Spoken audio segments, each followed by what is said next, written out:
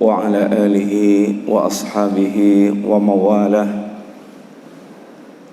wa la hawla wa la quwata illa billah amma ba'du. Alhamdulillah, Bapak Ibu jamaah sekalian rahimani wa rahimakumullah.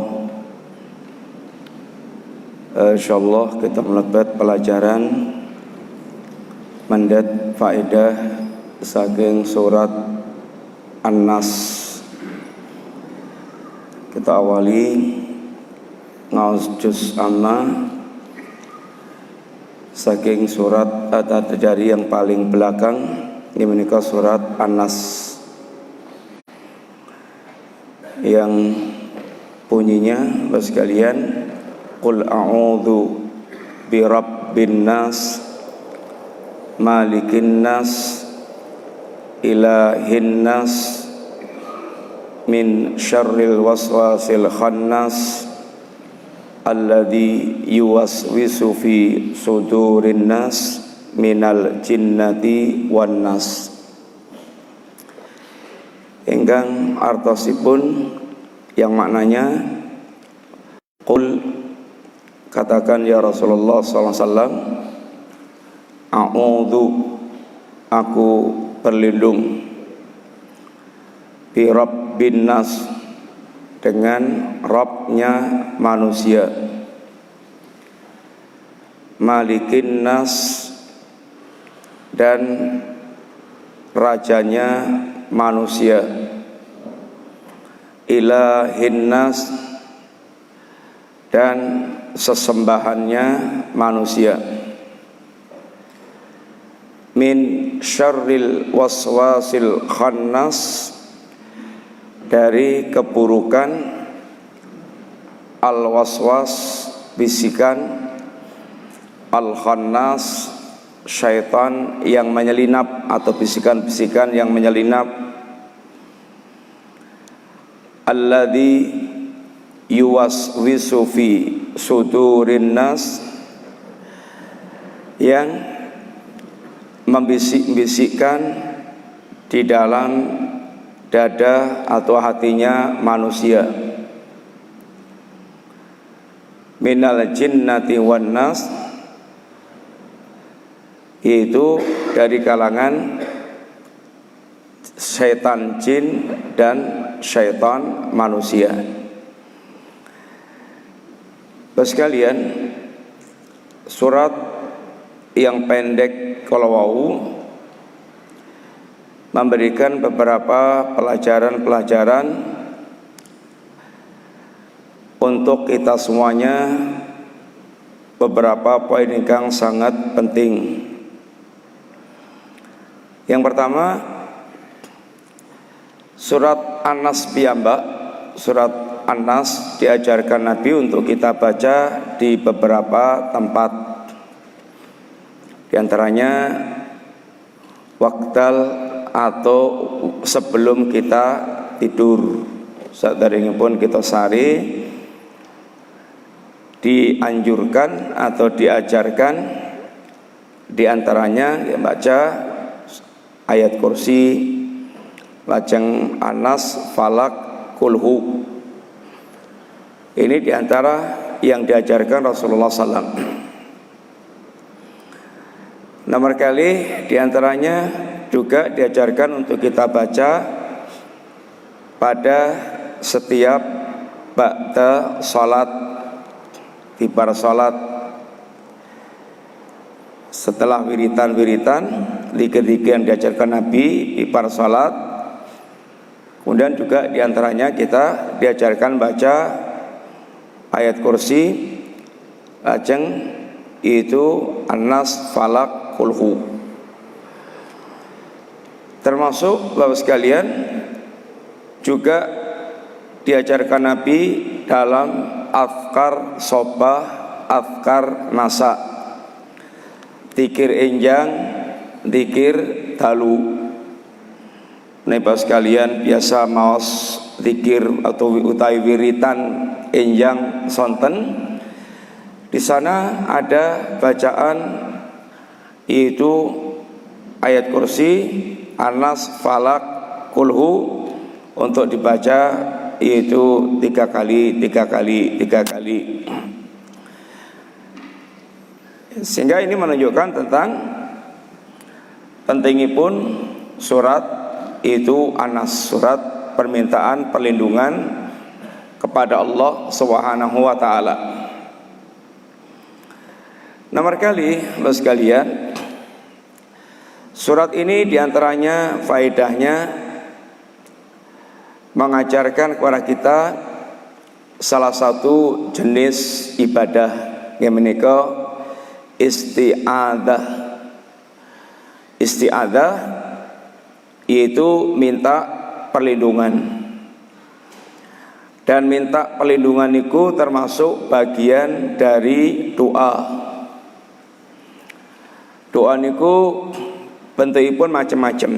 Menawi secara global, doa niku para ulama menjelaskan wonten kali wonten doaul mas'alah, wonten doaul ibadah. Doa dalam bentuk permintaan kita kepada Allah niku namanipun doaul mas'alah. Wujudipun ya semua yang kita mengangkat tangan meminta kepada Allah, apa yang kita minta itu adalah doaul mas'alah. Ini doa permintaan. Doa permintaan kalau wau hal-hal yang hanya Allah yang mampu, maka tidak boleh diminta kepada makhluk. Permintaan dalam perkara-perkara yang hanya Allah yang mampu untuk mewujudkan tidak boleh ditujukan kepada makhluk.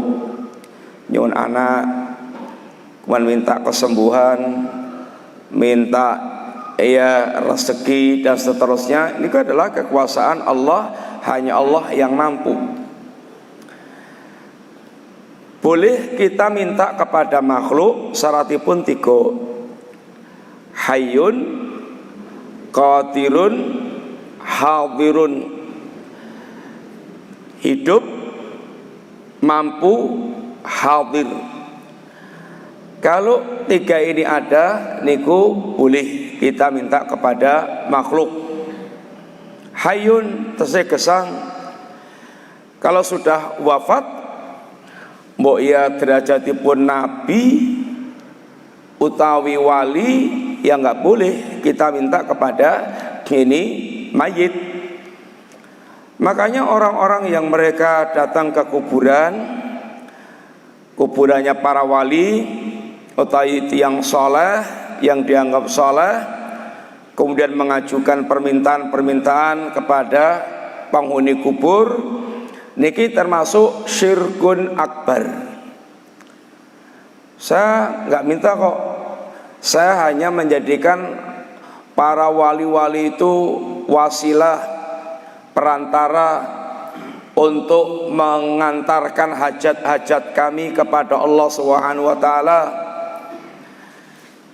Saya tidak menyamakan para wali itu dengan Allah kok. Kalau perbuatannya itu tidak menyamakan para wali dengan Allah, tetapi menjadikan para wali-wali kalau wau dimintai secara langsung dengan keyakinan akan mengantarkan hajat-hajatnya kepada Allah Subhanahu wa taala, niki justru hakikatipun syirikipun tiang-tiang musyrikin Quraisy niku nggih ngoten niku. Orang-orang musyrikin Quraisy kondisinipun niku nyuwun ngapunten, niku mboten kados tiyang PKI teng Indonesia niki. Anti Tuhan, mengingkari Tuhan, nyengit kali agami, enggak begitu. Orang-orang kafir Quraisy kados Abu Jahal, Abu Lahab dan orang-orang kafir yang lainnya itu kondisinipun iku setunggal. Mereka adalah manusia yang sangat mengenal Allah, orang-orang yang sangat mengenal Allah Subhanahu wa taala. Nek namung lafat Allah, lafat Allah, lafat Allah niku sampun lunyu teng lambe utawi lunyu di mulut mereka dan sudah menjadi hal yang biasa. Sehingga Allah ceritakan kalau mereka menciptakan bumi, siapa menurunkan air hujan, siapa yang mengatur segala urusan hidup yang ada alam jagat raya ini, nggih jawabipun Allah. Wala in sa'altahum man khalaqas samawati wal arda la yaqulunallah. Seandainya kamu tanya ya Rasulullah SAW, siapa yang menciptakan langit dan bumi kepada orang-orang musyrikin itu, pasti jawaban mereka adalah Allah. Niku setunggal. Nomor kali tiang-tiang musyrikin Quraisy itu orang-orang yang mereka melakukan berbagai macam bentuk ibadahan kepada Allah Subhanahu wa ta'ala. Bukan sekedar mereka mengenal Allah, tapi mereka juga bahkan melakukan berbagai macam ibadahan kepada Allah Subhanahu wa ta'ala. Contoh ibadahipun apa niku? Contohipun haji. Mereka itu menjadi para penyelenggara haji, bahkan menjadi para penyelenggara haji tiap tahun. Tiap tahun itu berdatangan orang-orang dari luar Mekah untuk menunaikan haji, dan orang-orang Mekah itu menjadi para pelayan-pelayan, tamu-tamu yang datang dari luar untuk menunaikan haji. Makanya Kanjeng Nabi sering nunggu-nunggu waktu datangnya musim haji untuk bisa nanti mendakwai mereka, kelompok-kelompok mereka. Makanya juga orang-orang Quraisy kalau pas berdatangan pada musim kedatangan tamu-tamu mau berhaji itu, mereka wanti-wanti jangan sampai mendengarkan omongan pemuda yang namanya Muhammad. Itu diwanti-wanti betul. Sehingga wonten kasus ini Tufail ad-Dawsi, Tufail saking suku Daud yang ada di Yaman, ketika dia ke Mekah untuk haji, maka diwanti-wanti sama orang-orang Quraisy, jangan sampai dengarkan omongan pemuda yang namanya Muhammad. Saking khawatirnya kalau sampai tersesat dengan omongan Muhammad, Tufail ad-Dawsi tawaf niku dalam keadaan kupingnya disumpel pakai kapas dan ra krungu kalau ada omongan-omongan Muhammad, biar tidak dengar. Tapi Allah Subhanahu wa ta'ala punya takdir lain. Ketika Tufail ad-Dawsi tawaf dan Rasulullah SAW sedang sholat di sekitar Ka'bah, seriwing-seriwing bacaan Quran Nabi itu masuk ke telinga Tufail ad-Dawsi. Rasanya Masya Allah sangat nikmat, luar biasa, dan bahkan terkagum-kagum dengan apa yang terucap dari bacaan Rasulullah Sallallahu Alaihi Wasallam. Langsung dia berubah pikiran. Dia merasa dirinya bisa mikir, ngapain kok dia harus pegangi omongan orang-orang Quraisy itu. Kalau memang apa yang disampaikan Muhammad bagus, akan tak ambil, kalau enggak ya tak tinggal. Sampai akhirnya justru Tufail ad-Dawsi tertarik, lajeng masuk Islam, kemudian bahkan pulang berdakwah kepada kaumnya. Ini satu contoh kasus. Orang-orang Quraisy itu dia berhaji dan dia menjadi panitia haji dan tawaf di Ka'bah dan bertalbiyah. Ning talbiyahipun sampun wonten tambahan fatal yang menjadikan mereka terjerumus dalam perbuatan syirik. Labbaika la syarikalak. Ketika orang-orang Quraisy bertalbiyah sampai sini, kata Nabi, qad cukup sampai situ. Tapi mereka tambah lagi, illa syarikan huwalak tamlikuhu wa ma malak. Ya Allah, aku penuhi panggilanmu ya Allah, yang tidak ada sekutu bagimu ya Allah. Maka sampai sini Kanjeng Nabi ucapkan cukup sampai situ aja. Tapi mereka lanjutkan, illa syarikan huwalak, kecuali syarikat yang engkau miliki, tamliku wa mamalak, yang engkau menguasai syarikat itu dan mereka tidak menguasaimu. Ini tambahan syirik, tambahan yang mereka tambahkan. Dan yang pertama kali memelopori kesyirikan di Mekah niku naminipun yaitu Amru bin Luhai al-Khuzai. Setiap tempat, setiap zaman itu mesti ada tokoh-tokoh pelopor syirik utawi kekufuran. Amru al-Khuzai, Amr bin Luhai al-Khuzai adalah satu di antara tokoh kesyirikan yang menghidupkan kesyirikan di tengah-tengah bangsa Arab, sampai akhirnya bangsa Arab full dengan patung. Hampir tidak ada rumah tangga yang tidak menyimpan patung-patung sesembahan mereka. Bahkan di sekitar Mekah, di sekitar Ka'bah itu patungnya sampai 360 patung. Dan bayangkan Ka'bah sak monten niku, nek kelihatan sampun ate haji kali umroh, Ka'bah yang segitu, itu di sekitar Ka'bahnya itu ada 360 patung. Dan itu dihancurkan Nabi saat yaitu Fathul Makkah dengan ucapan Nabi, ja'al haqqu wa zahaqal batil innal batila kana zahuqa. Datang kebenaran, hancur kebatilan, dan kebatilan itu pasti akan hancur. Nah sekalian, satu, mereka berhaji. Kedua, mereka itu berdoa. Bahkan doanya kalau pas terjepit, sampai dia betul-betul terjepit mara bahaya yang dia tidak mungkin bisa selamat kecuali Allah yang menyelamatkan, saat itu mereka berdoanya kepada Allah murni. Artinya murni itu sudah nggak ingat lagi Lata, Uzza, Manat dan semua yang mereka sembah selain Allah, itu semuanya lenyap. Yang tinggal tersisa di pikiran itu hanya Allah Subhanahu wa taala. Tapi nek sampun selamat dari marabaya ini, mereka kembali musyrik.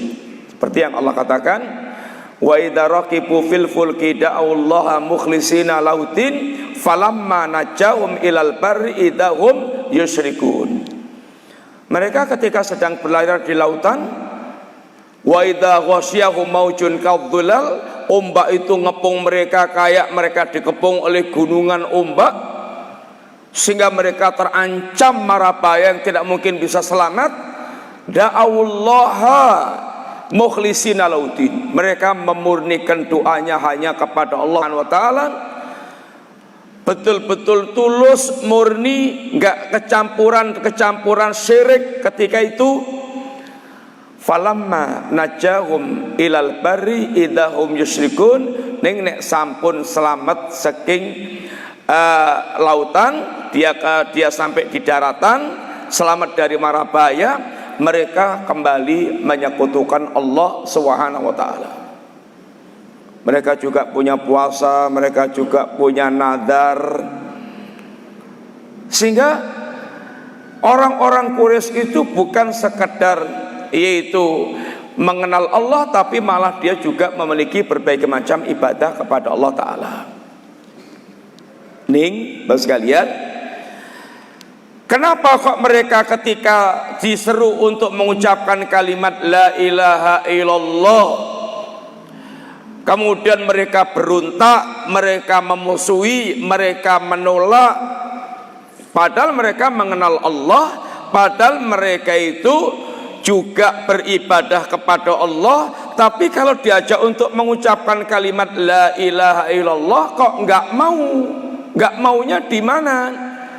Mboten purunipun niku sebab mereka tahu persis kalau mengucapkan kalimat la ilaha illallah itu artinya harus meninggalkan, melepaskan, meruntuhkan semua yang mereka sembah. Dia tinggalkan, dia lepaskan, kemudian hanya menjadikan Allah satu-satunya yang disembah.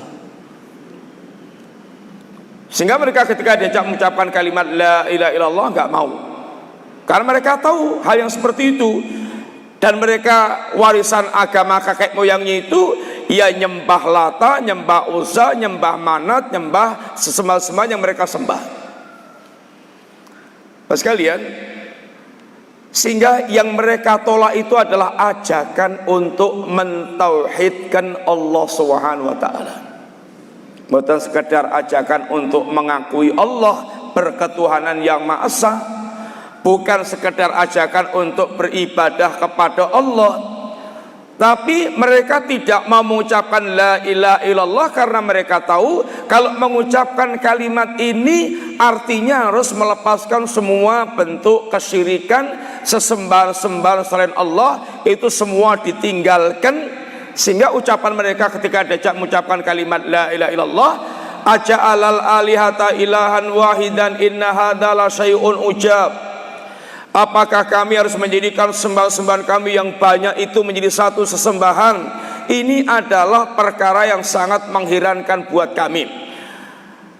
Mereka juga mengatakan atariku alihatina li syairi majnun. Apa kami harus meninggalkan sesembahan-sembahan kami hanya untuk mengikuti penyair yang gila? Bapak sekalian, bedanya jangan ngapunten. Kalau orang-orang Quraisy itu mereka menolak untuk mengucapkan kalimat la ilaha illallah itu karena faham, karena tahu. Kalau sebagian masyarakat kaum muslimin di zaman kita kadang mengucapkan la ilaha illallah ya beratus-ratus kali, bahkan beribu-ribu kali nggih purun, tapi praktekipun sesungguhnya banyak ingkang bertentangan kali tuntutan kalimat la ilaha illallah. Sehingga kalau diterangkan aslinya, diajak untuk mewujudkan yang asli dari kandungan kalimat la ilaha illallah, kadang-kadang nembe ketinggal permusuhannya. Jangan merdukun, jangan sajen-sajen, jangan tatoyur, jangan labuhan, jangan segala macam ingkang kaitannya dengan syirik-syirik. Baru mereka muntap, karena mereka anggap la ilaha illallah itu hanya tuntutan untuk mengakui Allah. Allah itu satu, bukan dua, bukan tiga, dan seterusnya. Sekalian, doaul masalah, doa permintaan boleh ditujukan kepada manusia, tapi dengan syarat kalau wau tiga, hayyun, qadirun, hadirun, hidup, kemudian mampu, kemudian hadir. Kalau yang kedua, doa yang kedua, doaul ibadah, doa dalam bentuk ibadah, yaitu amal-amal ibadah yang kita lakukan itu hakikatnya doa. Salat kita, puasa kita, zakat kita, haji kita, itu hakikatnya doa. Kalau diucapkan dengan ucapan lisan kita, ya Allah dengan salat saya, ya Allah dengan zakat saya, ya Allah dengan haji saya, selamatkan aku dari neraka, masukkan aku ke surga. Itu diantara ini kandungan doa dari amal-amal ibadah yang kita lakukan. Maka kalau doaul ibadah kalau wau mutlak tidak boleh ditujukan kecuali hanya kepada Allah Subhanahu wa taala. Isti'adah niki termasuk bagian dari doa. Doa permintaan kita kepada Allah yaitu minta perlindungan. Kalau doa itu umum, lalu bagian doa itu ada namanya isti'anah, ada namanya isti'adah, ada namanya istighothah. Kalau isti'adzah itu meminta perlindungan dari mara bahaya yang belum menimpanya. Kalau istighatsah meminta kepada Allah untuk menghilangkan kesulitan, musibah, mara bahaya yang sudah menimpanya. Menawi isti'anah meminta pertolongan kepada Allah untuk mewujudkan apa yang dia inginkan dari perbuatan-perbuatannya. Isti'anah, isti'adah, istighatsah niki sedaya termasuk doa yang tidak boleh ditujukan kepada Allah, yang tidak boleh ditujukan kepada selain Allah, kecuali dalam hal yang makhluk kalau mampu yang masih hidup, mampu dan hadir. Isti'adah sekalian meminta perlindungan kepada Allah Subhanahu wa taala. Allah menghadirkan dengan beberapa sifat. Qul a'udzu birabbin nas, malikin nas, ilahin nas. Sehingga faedah yang ketiga dari surat Al-Wau itu Allah SWT dalam surat ini menghadirkan 3 sifat yang sangat agung, yaitu Rabbun nas, kemudian Malik, kemudian Ilah. Rabb, Malik, Ilah. Ini berkaitan dengan Allah Subhanahu wa taala. Hal yang harus kita yakini tentang Allah sekalian, dan orang dikatakan mentauhidkan Allah Subhanahu wa taala itu kalau dia mentauhidkan Allah dalam 3 hal kolowau yang para ulama memberikan istilah rububiyah, uluhiyah, dan asma wa sifat. Rububiyah itu berkaitan dengan yaitu af'alullah, perbuatan Allah. Allah yang mencipta, Allah yang menghidupkan, mematikan, Allah yang mengurus alam semesta. Ini adalah masuk dalam bab pembicaraan tentang rububiyah Allah. Kita wajib untuk mengesahkan Allah dalam hal af'alullah, perbuatan-perbuatan Allah, yang tidak boleh kita punya keyakinan ada selain Allah yang melakukan perbuatan seperti perbuatan Allah Subhanahu wa taala.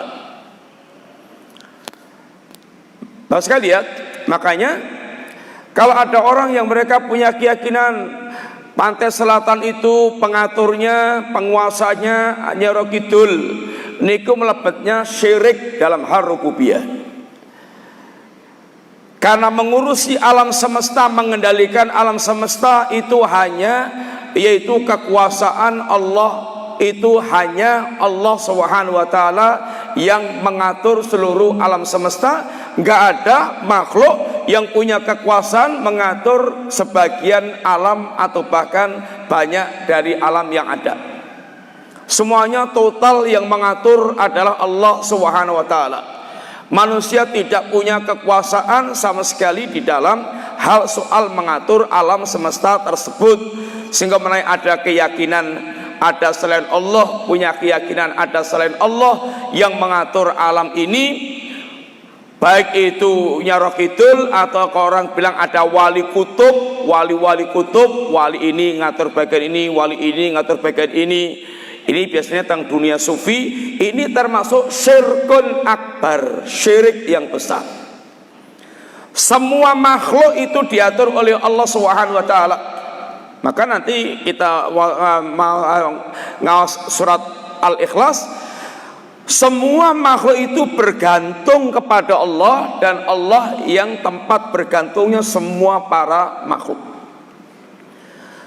Semua makhluk sama kedudukannya adalah hamba-hamba Allah, malaikat, nabi, wali, dan orang awam kita semuanya adalah statusnya hamba yang wajib menghamba kepada Allah. Walaupun manusia bertingkat-tingkat, ada nabi, ada wali, ada pemimpin, ada orang tua yang masing-masing punya hak yang harus kita penuhi. Ning setunggal yang tidak boleh kita lakukan, nyembah makhluk. Pemimpin wajib kita taati, wajib kita dengarkan perintahnya. Orang tua wajib kita berbakti, ulama wajib kita hormati. Tapi satu yang tidak pernah boleh kepada makhluk, yaitu nyembah makhluk, karena ini adalah haknya Allah SWT. Rabbun Nas, Allah adalah Rabbnya para manusia. Yang aslinya Allah Rabbul Alamin, tapi ini Allah khususkan kepada manusia karena sedang berbicara tentang hal penting yang berkaitan dengan manusia. Kalau aslinya Allah Rabbul Alamin, Rabbnya seluruh alam. Dan alam itu adalah selain Allah itu namanya alam. Sehingga ada alam manusia, ada alam malaikat, ada alam ini binatang dan seterusnya. Semua selain Allah namanya alam, dan kita termasuk diantara bagian dari alam. Dan Allah yang menciptakan, memiliki, mengatur seluruh alam semesta. Kalau wow, alhamdulillahi rabbil alamin. Kemudian yang kedua, ilahin nas. Wajib bagi kita untuk mengesahkan Allah dalam hal uluhiyah, yaitu penghambaan, peribadatan. Sehingga tidak boleh ibadah sekecil apapun ditujukan kepada selain Allah.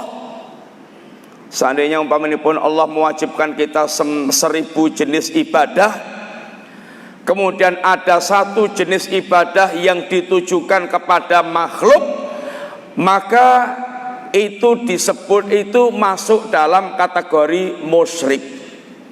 Karena tidak boleh ada jenis ibadah apapun yang ditujukan kepada selain Allah Subhanahu wa taala, karena ibadah itu adalah haknya Allah, dan Allah mengatakan yaitu ala lillahi dinul khalis. Ketahuilah, agama yang murni itu hanya milik Allah Subhanahu wa taala. Agama yang murni itu hanya milik Allah Subhanahu wa taala. Sehingga Allah tidak mau kalau dicampur-campur ibadahnya kepada selain Allah. Allah pengen totalitas ibadah pun itu hanya tertuju kepada Allah Subhanahu wa taala. Seandainya 999 jenis ibadah sudah kita tujukan kepada Allah, tapi ada satu jenis ibadah yang masih kita tujukan kepada selain Allah, maka akan ditolak ibadah kita yang 999 kalau wau, karena masih ada ibadah yang belum ditujukan kepada Allah Ta'ala. Dan kalau sudah syirik kayak gini, nyuwun ngapunten Mas sekalian, syirik itu akan bisa menjadi kayak nuklir gunung kebaikan. Walaupun kita punya 1000 gunung kebaikan, kalau kita kemudian musyrik, syiriknya kita ini akan menghancurkan semua kebaikan yang kita miliki. Allah sendiri yang mengancam Rasulullah sallallahu alaihi wasallam, la in asyrakta la yahbatanna amaluk. Ya Muhammad, ya Rasulullah sallam, kalau kamu sampai musyrik, maka seluruh amal kamu akan hancur. Seandainya nyungapunten panjenengan itu kados Kanjeng Nabi sedoyo, alimnya, bagusnya, hebatnya, ibadahnya, tapi terus musyrik, maka semua kebaikan yang sudah sangat banyak itu akan hancur ludes ketika seorang melakukan perbuatan syirik. Makanya sekalian, dalam kita beragama yang wajib pertama kali kita perhatikan, jangan sampai kita musyrik. Kalau sudah jatuhnya kita ke dalam perbuatan syirik, kebaikan-kebaikan yang kita bangun itu menjadi tidak akan ada gunanya.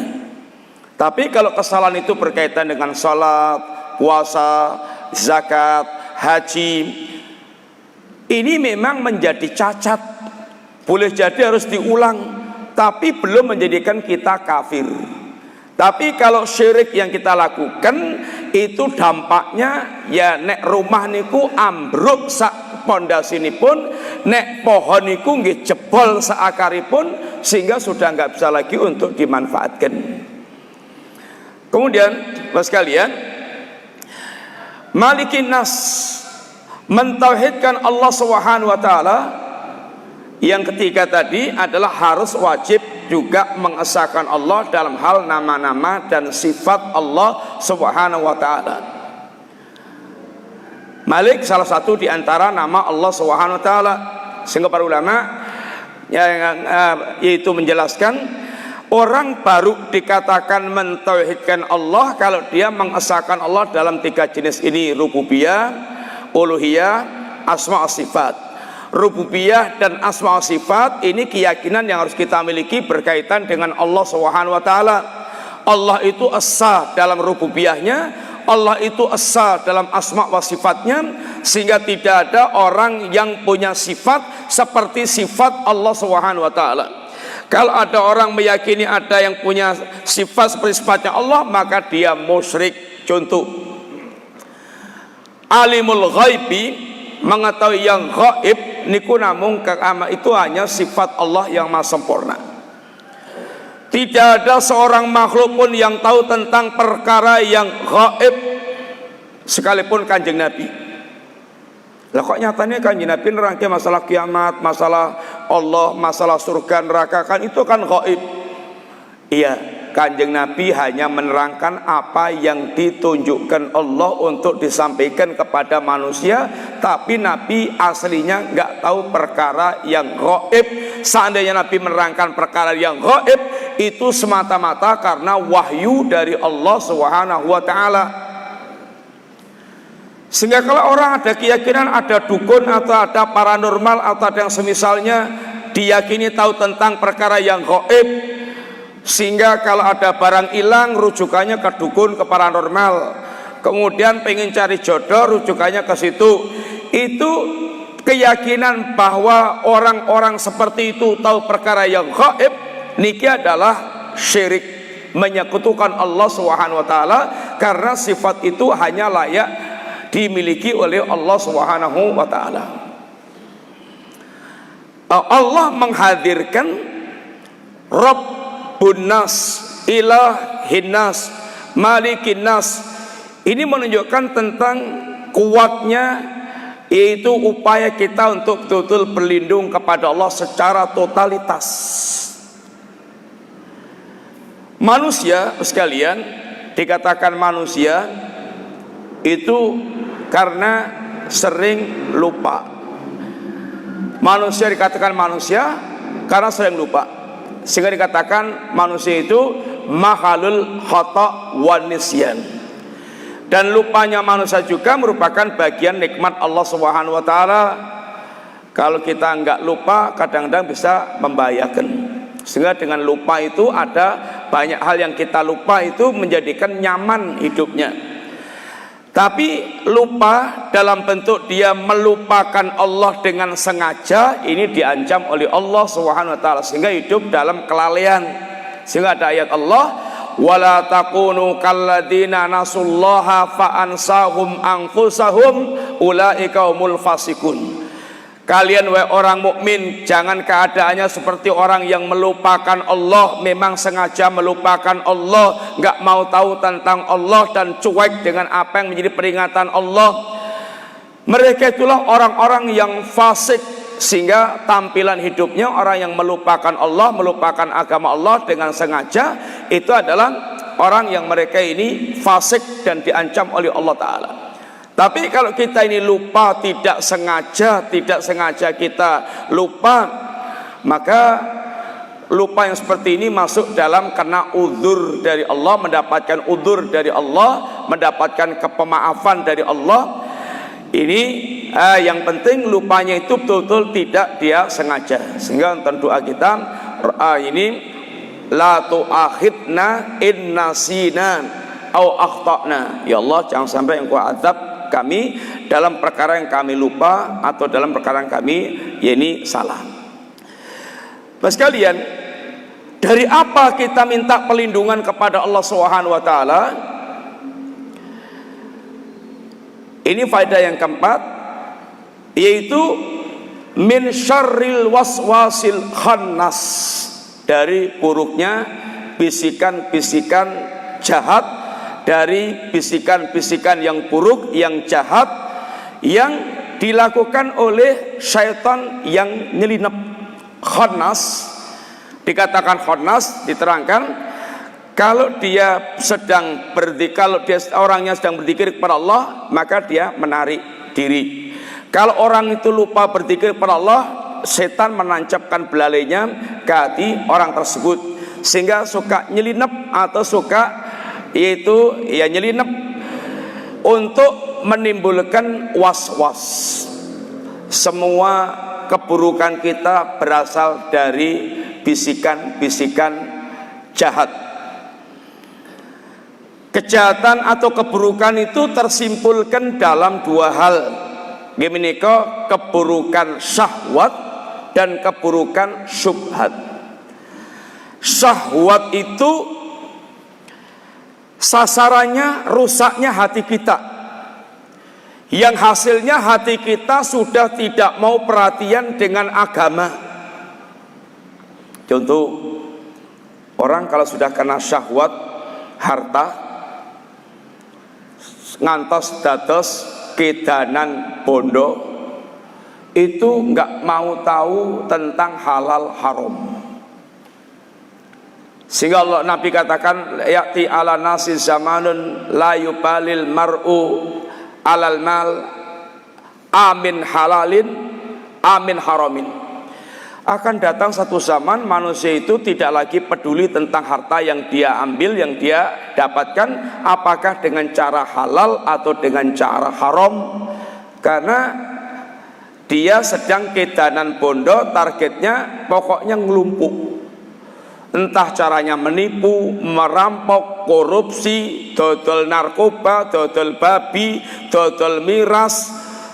Pokoknya yang penting bondo itu bisa melumpuk karena sedang kedanan bondo. Niki syahwat harta. Namanya dia terlilit dengan syahwat harta. Orang yang terkena syahwat seperti ini, dia tidak akan peduli lagi dengan urusan agama, halal haram, batas-batas agama. Nasihat itu hanya akan dipret-pretkan aja, karena dia sedang memang kedanan apa yang dia ingin cari. Orang kena syahwat kekuasaan, ngimpi-ngimpi dados pejabat, ngimpi-ngimpi dados tiang kagungan kursi. Akhirnya orang yang syahwatnya meledak-ledak untuk mendapatkan kayak gini, nggak peduli dengan urusan agama. Walaupun gelarnya LC, MA, kalau perlu ada profesornya, ya agama malah bisa didol sekalian. Karena dia kedanan jabatan, kedanan harta, sehingga nggak peduli lagi dengan urusan agama, walaupun dia tahu agama, karena hatinya sudah rusak. Sehingga onten istilahipun orang-orang yang mereka itu masuknya golongan para kiai, para ulama, tapi ulama su, ulama yang buruk, yang diantaranya mereka seperti ulama Yahudi, ini wastarau bi ayatillahi tsamanan qalila. Mereka menjual ayat-ayat Allah dengan harga yang murah. Sing penting bisa dapat duit, walaupun harus dia menjual agama, ngosak asik agama, menghancurkan agama. Ini adalah diantara sebagian perbuatan, ini orang-orang yang rusak dalam agama mereka. Nah, ini syahwat. Bisikan syahwat ini akan syaitan terus bisikan ke dalam hati manusia. Dari lintasan menjadi kemauan, menjadi azam, menjadi action. Itu syaitan akan membisikkan dari awal bisikan, biar kemudian tumbuh kemauan, biar kemudian menjadi azam, kemauan yang bulat, tekad yang bulat, kemudian akan dia wujudkan dalam bentuk action. Niki bisikan. Maka ini perkara yang sangat besar, karena semua kejahatan-kejahatan yang terjadi itu ya berawal dari bisikan diantaranya.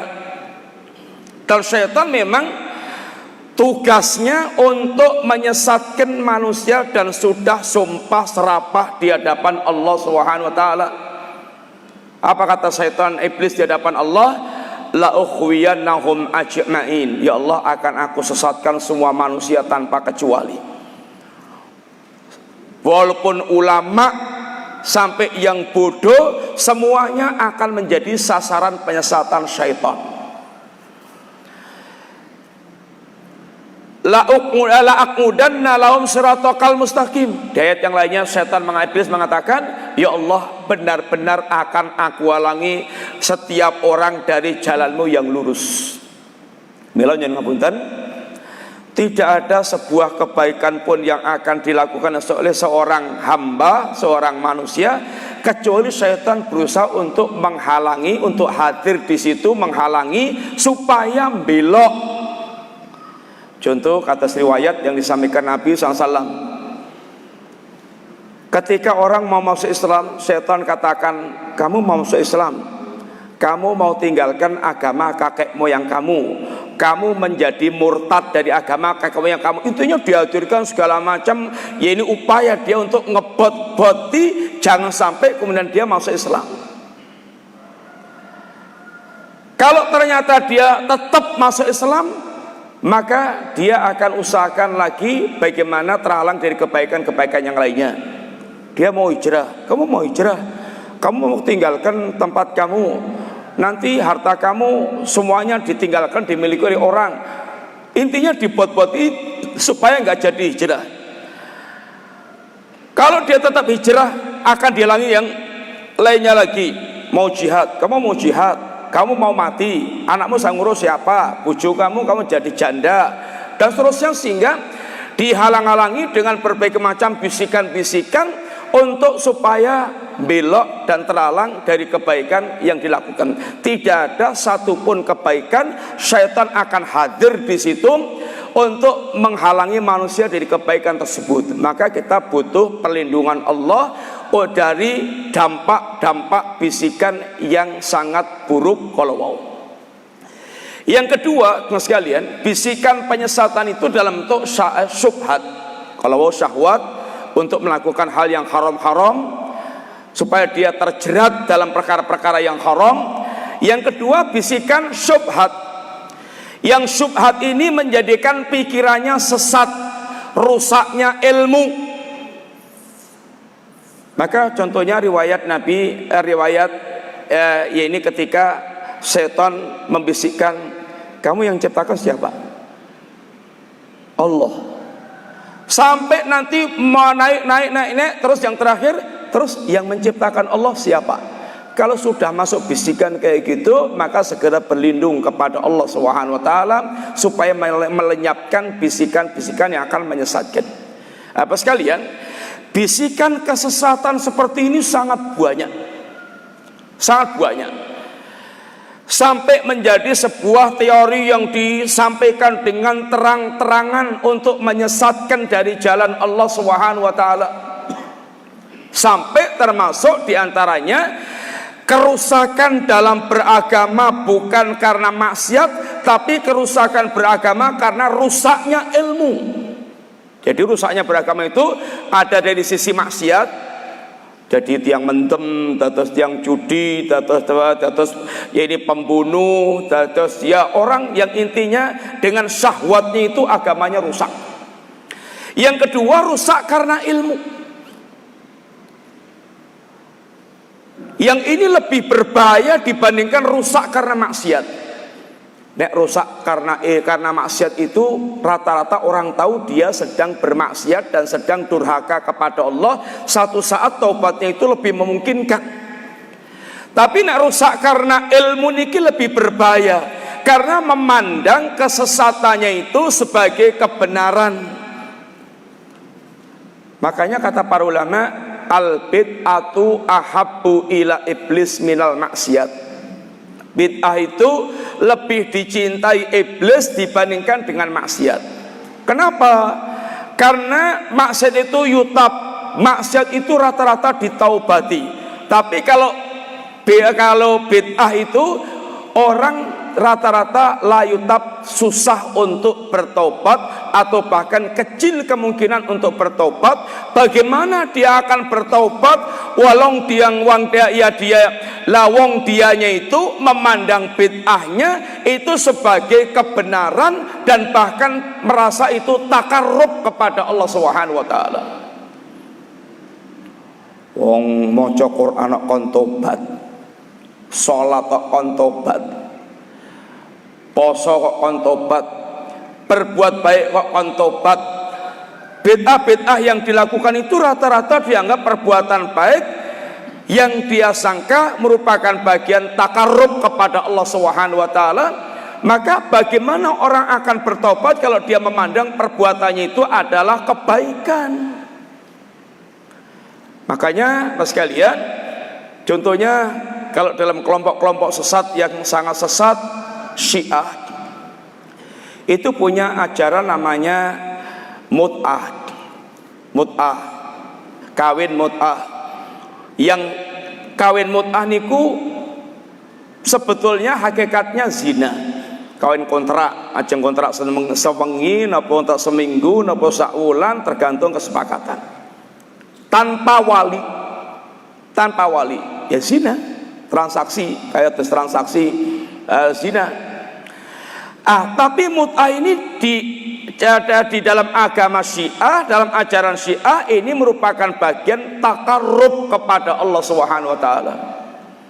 Kalau mut'ah sekali keutamaannya begini, mut'ah 2 kali keutamaannya begini, mut'ah 3 kali keutamaannya begini, ada keutamaannya. Termasuk melaknat Abu Bakar dan Umar itu bagian wiridan untuk mendekatkan diri kepada Allah Subhanahu wa taala. Lah kalau pikirannya itu bahwa perkara itu adalah amal untuk mendekatkan kepada Allah, bagaimana dia akan bertobat kepada Allah Subhanahu wa taala? Maca Quran teng kuburan, salat teng kuburan, donga teng kuburan, ini semuanya menyelisih ajaran Rasulullah sallallahu alaihi wasallam. Kalau diingatkan, wong kon maca Quran kok kon tobat, salat kok kon tobat. Maka ada seorang ulama ketika dia mengingatkan ada orang salat sebelum subuh itu ya hanya qobliyah subuh 2 rakaat. Kok ki sholat bolak-balik sholat. Diingatkan oleh ulama dan dia protes. Katanya, apa saya akan diazab oleh Allah dengan sholat saya? Kata ulama, enggak. Kamu akan diazab Allah karena menyelisihi sunnah. Karena ibadah itu harus sesuai dengan sunnah Rasulullah SAW. Mboten ngagem perasaan. Yang penting kan aku marem, yang penting kan aku iso khusyuk. Tang masjid mboten saged khusyuk, tang kuburan saged khusyuk, akhirnya dia nggathok tang kuburan. Padahal di kuburan, ibadah di kuburan dilarang oleh Nabi. Kalau dilarang alasannya aku ning kono khusyuk iki. Ning kono iso tambah khusyuk ji. Akhirnya memandang bid'ahnya, penyimpangannya itu kebaikan yang bisa dijadikan takarrub kepada Allah taala. Kalau orang zina rata-rata itu kian delik, orang maksiat rata-rata delik supaya nggak konangan orang. Tapi kalau bid'ah itu rata-rata malah ngegleh, malah dia menjadi provokator untuk melakukan bid'ah, menghidupkan bid'ah, menjadi pejuang-pejuang bid'ah karena merasa ini adalah kebenaran yang harus ini disebarkan di tengah-tengah manusia. Termasuk seperti syubhat juga yang sangat parah, yaitu semua agama sama. Ini apa kayak syubhat sehingga orang pikirannya jadi rusak dan ilmunya kabur. Syubhat ini artinya kekaburan, sehingga tidak lagi bisa membedakan antara yang hak dengan yang batil. Ini ada rusaknya, yakni ilmu. Mas kalian, dan setan itu kalau menggoda manusia, nyun ngapunten, bertahap. Menyesatkan manusia itu bertahap, baik sesat dalam syahwat, sesat dalam syubhat, niku bertahap. Contoh, yaitu orang untuk diajak berzina, nggih mboten langsung zina, celek, mboten ngoten, pakai tahapan, meripat niki lho, ndeleng saya. Sehingga kalau dah meripatnya itu ndeleng gitu, itu menjadi foto pertama, cepret. Kalau udah terfoto, setan akan ngelengketkan dalam hati. Kalau terus dikipas-kipasi ngagem api syahwat, akhir pun tergambar-gambar di hati manusia, dodoni pun tambah panas. Terus naik lagi tingkat action WA-an, SMA, SMS-an atau WA-an atau cecetan. Terus dari dunia maya terus dunia nyata, terus bablas akhiripun terjadi apa yang terjadi. Ada tahapan-tahapannya. Termasuk dalam hal mengajak kepada kufur dan syirik, enten tahapannya. Kata kaumnya Nabiullah Nuh. Pertama, mereka ketika dilihat sangat mencintai ahli kubur yang para ulama yang sudah meninggal, dan mereka sering di kuburan, dikasih ide, gini aja, kamu patungkan guru-guru kamu itu, lalu patungnya kamu dudukkan di tempat biasa mereka bermajelis, supaya kamu nanti ingat terus ajaran gurumu. Idenya bagus. Awalnya namung ngoten niku monumen peringatan, patung peringatan. Dan itu dibiarkan sampai satu generasi. Sabarnya setan untuk nunggu mereka sesat itu juga setan bersabar betul. Nah, setelah generasi yang ini hilang, kemudian bisikan berikutnya kepada generasi berikutnya yang lebih bodoh, nggak ada lagi ilmu, sampai patung-patung itu menjadi sesembahan murni. Orang untuk sesat juga ini pakai tahapan-tahapan. Maka prinsip dalam agama kita itu supaya betul-betul mengambil jarak yang jauh antara kita dengan kesesatan.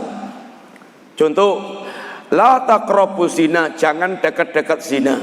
Bukan hanya jangan lakukan zina, tapi jangan dekat-dekat zina. Artinya semua yang mendekatkan kepada perzinaan itu jauhi, jangan lakukan, sehingga jarak antara kita dengan perzinaan itu akan jauh. Orang melakukan zina karena sudah melalui tahapan tahap 1, tahap 2, tahap 3, tahap 4 sampai nyemplung dalam perzinaan. Kesesatan ugi makaten. Ada tahapan-tahapannya. Setan dalam mensesatkan manusia bertahap. Dan bahkan juga main prioritas. Setan itu targetnya paling besarnya syirik atau kufur. Kalau nggak berhasil menjadi turun target ke bid'ah. Kalau bid'ah nggak berhasil, turun target al-kabair, dosa besar. Kalau nggak berhasil lagi as-saghair, as-saghair nggak berhasil, al-mubahat, al-mabdulat. Ini tahapan-tahapan yang masya Allah setan jelimet. Pokoknya kecil-kecilnya bagaimana cara mengurangi kebaikan manusia, menghalangi kebaikan manusia. Sekalian yang terakhir, setan itu ada dua, setan menungso kali setan jin. Menungso niku nek elek ngajakipun teng elek niku juga dikatakan setan. Minal jinnati wan nas, setan yang membisik-bisikkan keburukan. Maka teman jahat, teman yang buruk ini sangat berdampak sekali. Makanya Kanjeng Nabi sekalian ngajarkan kita itu supaya betul-betul berhati-hati dengan urusan pertemanan. Almar'u ala dini khalilih. Seseorang itu berada di atas agama kawan dekatnya, kawan kentalnya. Fal yangdur ahadukum man yuhalil, maka perhatikan betul siapa yang akan Anda jadikan kawan dekat Anda. Karena as-sahib sahib kata patah, teman itu akan menuntun. Kalau nggak nuntun ke surga ya nuntun ke neraka. Sehingga orang sebelum mengambil seorang jadi teman itu supaya betul-betul diteliti ketat, meneliti kondisi teman yang akan jadikan teman kalau wow. Jangan sampai gara-gara teman kita nanti nyesel. Tapi penyesalan yang sudah terlambat, penyesalan karena teman jahat yang suka membisikkan, ngasih WA, ngasih SMS, nelpon, ngajak, ngampiri, ya akhirnya jadi terus keseret-seret terus. Maka satu di antara cara bertobat dari keburukan itu supaya meninggalkan total keburukan tersebut yang bisa memacu keburukan, supaya betul-betul dia terlupakan.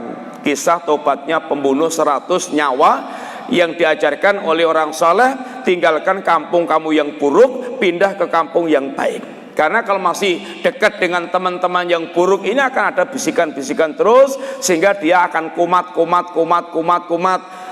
Kalau sudah teman-teman di WA-nya itu memang sesat atau maksiat, ya di-cut nonton, di delete sehingga betul-betul nggak ada bekasnya lagi kata mereka dan tidak menghubungi kita karena itu akan sangat membahayakan.